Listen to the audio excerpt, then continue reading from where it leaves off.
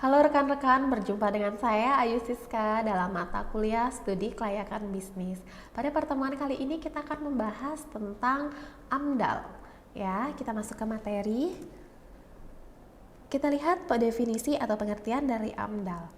AMDAL atau analisis dampak lingkungan adalah proses di dalam studi atau ilmu formal untuk dapat memperkirakan dampak dari lingkungan atau rencana kegiatan atau aktiviti dari proyek yang bertujuan untuk memastikan tidak adanya suatu masalah dampak lingkungan yang dianalisis dalam tahap perencanaan serta juga perancangan proyek ialah sebagai pertimbangan bagi pembuat keputusan.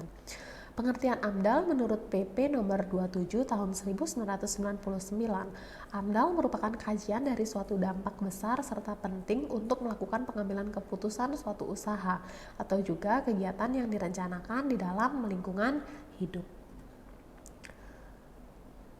Berikut adalah dokumen-dokumen AMDAL. Yang pertama, kerangka acuan analisis dampak lingkungan hidup atau KANDAL. Yang kedua, analisis mengenai dampak lingkungan hidup atau ANDAL. Yang ketiga, rencana pengelolaan lingkungan hidup atau RKL. Yang keempat, rencana pemantauan lingkungan hidup atau RPL. Dan yang terakhir, dokumen ringkasan eksekutif atau DRE. Untuk jenis-jenis AMDAL, di sini terdapat 4 jenis AMDAL. Yang pertama, ada AMDAL proyek tunggal. AMDAL proyek tunggal adalah studi kelayakan lingkungan untuk usaha atau kegiatan yang diusulkan hanya satu jenis kegiatan. Yang kedua, ada AMDAL kawasan.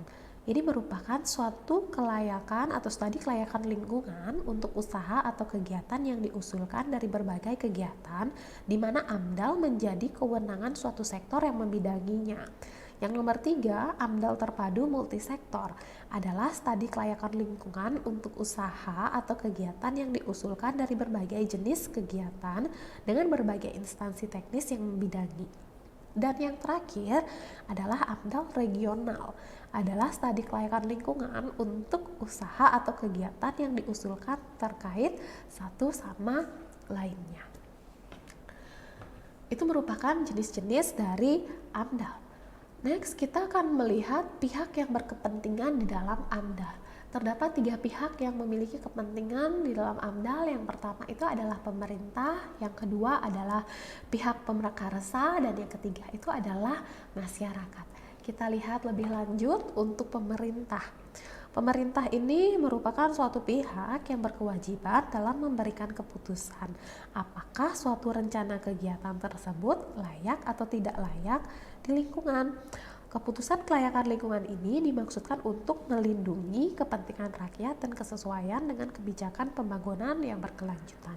Yang kedua, pemrakarsa. Pemrakarsa ini adalah orang atau badan hukum yang bertanggung jawab atas suatu rencana usaha atau kegiatan yang akan dilaksanakan. Pemrakarsa inilah yang berkewajiban untuk melaksanakan kajian AMDAL. Dan yang ketiga adalah masyarakat yang berkepentingan. Masyarakat di sini merupakan masyarakat yang terpengaruh oleh segala bentuk keputusan dalam proses AMDAL. Terdapat prosedur AMDAL. Yang pertama yaitu proses penapisan atau screening wajib AMDAL adalah proses menentukan apakah suatu rencana kegiatan wajib menyusun AMDAL atau tidak. Yang kedua, proses pengumuman. Proses pengumuman merupakan setiap rencana kegiatan yang diwajibkan untuk membuat AMDAL. Wajib mengumumkan rencana kegiatannya kepada masyarakat sebelum pemrakarsa melakukan penyusunan AMDAL. Prosedur yang ketiga yaitu proses pelingkupan atau scoping, merupakan proses awal atau dini untuk menentukan lingkungan permasalahan atau lingkup permasalahan dan mengidentifikasi dampak penting atau hipotesis yang terkait. Yang keempat, penyusunan dan penilaian KANDAL. Berdasarkan peraturan, lama waktu maksimal penilaian KANDAL adalah 75 hari di luar waktu untuk memperbaiki atau menyempurnakan kembali dokumennya. Next, ada prosedur AMDAL. Penyusunan dan penilaian AMDAL adalah penyusunan yang dilakukan dengan mengacu kepada KANDAL yang telah disepakati. Ini merupakan hasil dari komisi AMDAL. Dan prosedur yang terakhir adalah persetujuan kelayakan lingkungan, yaitu setelah semua prosedur dilakukan sesuai dengan aturan, maka AMDAL ini dapat disetujui. Di sini kira-kira mengapa AMDAL itu perlu dilakukan ya? Terdapat beberapa peran AMDAL. Yang pertama, peran AMDAL dalam pengelolaan lingkungan. Peran AMDAL dalam pengelolaan lingkungan di sini merupakan aktivitas pengelolaan lingkungan baru dapat dilakukan apabila rencana pengelolaan lingkungan tersebut telah disusun berdasarkan perkiraan dampak lingkungan yang akan timbul akibat dari proyek yang akan dibangun. Lalu yang kedua, ada peran AMDAL dalam pengelolaan proyek. AMDAL merupakan salah satu studi kelayakan lingkungan yang diisyaratkan untuk mendapatkan perizinan, selain aspek-aspek studi kelayakan lainnya seperti aspek teknis dan ekonomis.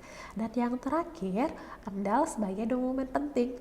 Laporan AMDAL merupakan dokumen yang penting untuk sumber informasi yang detail mengenai bagaimana keadaan lingkungan dan pada waktu penelitian proyek dan gambaran keadaan lingkungan di masa setelah proyek ini dibangun.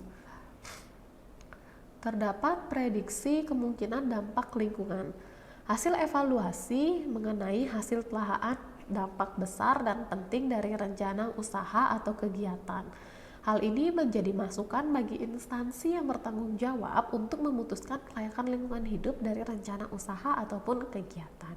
Dapat dibayangkan apabila AMDAL ini tidak ada atau tidak dilakukan AMDAL, yaitu terdapat beberapa dampak negatif seperti tanah, hutan, air, udara, bahkan dari dampak sosial budaya pun dapat ditimbulkan apabila AMDAL ini tidak dilakukan.